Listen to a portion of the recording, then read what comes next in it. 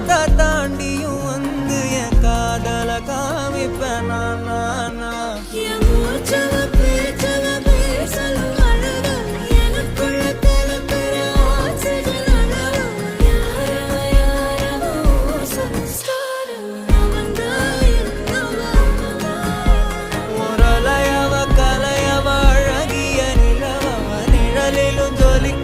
நிரந்தர ஒளியவ சரியவ தவறவ சிரிக்கிற சிரிப்புக்கு அவதான் காரணம்.